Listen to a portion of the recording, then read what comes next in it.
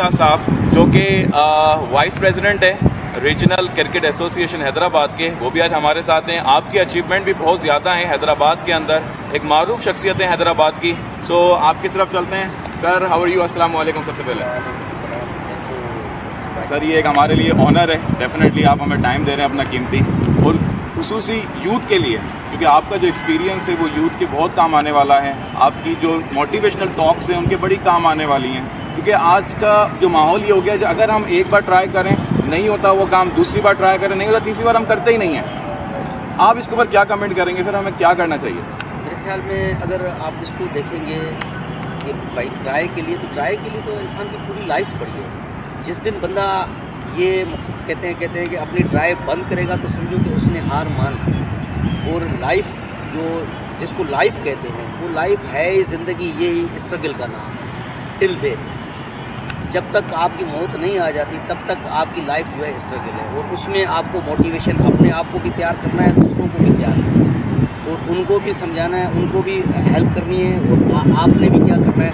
तो बेसिकली जिस पॉइंट के ऊपर आप बात करना चाह रहे थे मोटिवेशन की, तो मोटिवेशन आप अंदाज़ा लगाएं कि हम अगर यहाँ बैठे हैं आज तो हमारा एक एम है लाइफ में।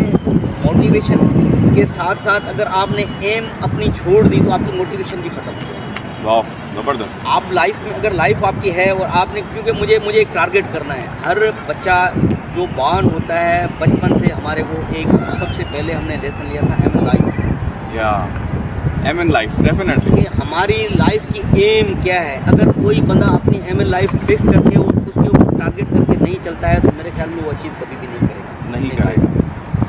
बिल्कुल और यही एक मेरे ख्याल में हमारे बच्चों के लिए, हमारे यूथ के लिए यही है कि आप अपना फोकस करें, अपना टारगेट करें और उस टारगेट पे देखें। उसी टारगेट के उस टारगेट पे मुझे आप इससे अंदाज़ा लगाएं, मुझे यहाँ कासिम चौक जाना है। ठीक है, यहाँ से मैं निकलूँगा, मेरे टारगेट क्या है? कासिम चौक पहुँचना है।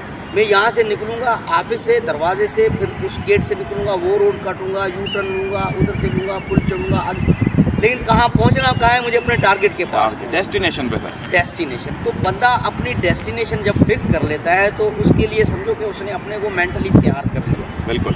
तो हम बच्चों को यही कहेंगे कि जैसे मीर साहब ने बताया कि वो बॉलर से, अब मीर साहब ने क्या किया? असेस किया। हम अपने साथ सच बोलें, बिल्कुल, हम दूसरों के साथ सच ना बोलें। अपनी लाइफ के हमारी जितने अंदर में एबिलिटी है हम उसको यूटिलाइज करें। इनसाइड टैलेंट की बात कर रहे हैं। इनसाइड टैलेंट है वो मेरे अंदर क्या है आप नहीं जानते, खुदा जानता है। बिल्कुल ठीक है। अब मैं अपने साथ जब सच बोलूँगा ना तो मैं टारगेट अचीव करूँगा। बिल्कुल ऐसा ही मेरे हिसाब से डेफिनेटली।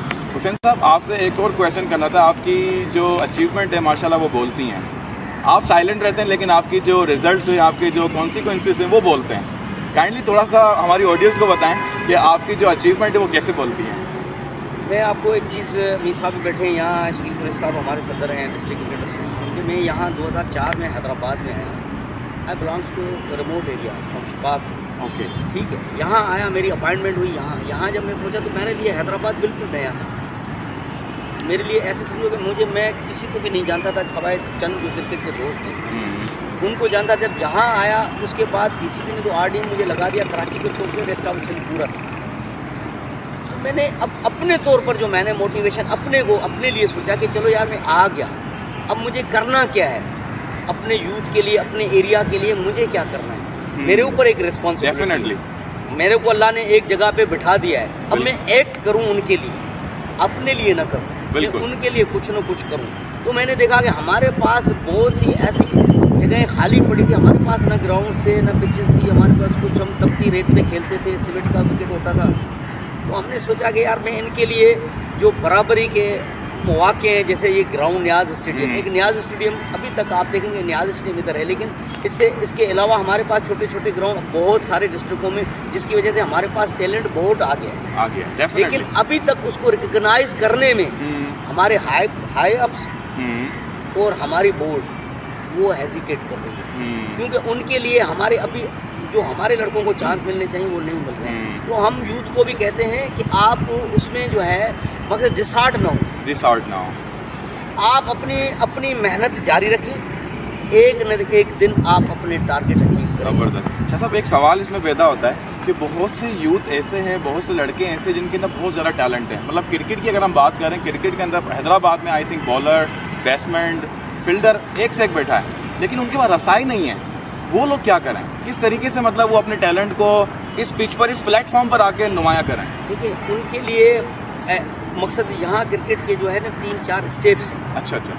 जब तक वो उनकी तरफ नहीं जाएगा तब तक उनको कहीं हम जैसे हम लोग खेले जी, निसाब खेला या जितने भी प्लेयर पहले खेले स्कूल से, अब स्कूल से निकलने के साथ साथ हम किसी क्लब में चले गए, क्लब से खेले, क्लब के बाद हमने डिस्ट्रिक्ट खेला, डिस्ट्रिक्ट के बाद रीजन खेला, आगे आप इस तरीके पहले हमारे जमाने में डिवीजन होता था, फर्स्ट क्लास क्रिकेट वहाँ से पैदा होते थे। हम लोग जावेद मियादाद के साथ खेले, जितने भी टेस्ट प्लेयर खेले पाकिस्तान, ये सारे हमारे साथ। अनफॉर्चुनेटली हम लोग रिमोट एरियाज थे, हम पाकिस्तान में रिप्रेजेंट नहीं कर सकते। अगर शायद हम कराची, लाहौर में होते तो जैसे अभी भी आप देखेंगे हैदराबाद में बहुत टैलेंट है, लेकिन आपका एक कोई नाम, एक आधा कोई बंदा जैसे शर्जील आ गया, फैसल अख्तर, कोई एक आधा कोई चांस मिलता है, लेकिन आगे लड़के हमारे। लेकिन अब उसका मकसद ये नहीं है कि क्योंकि हमारे को चांस नहीं मिलता हम छोड़ दें, नहीं, हम अपना मकसद उनको तस्लीम कराएं कि हम लोग हैं, हम लोग हैं।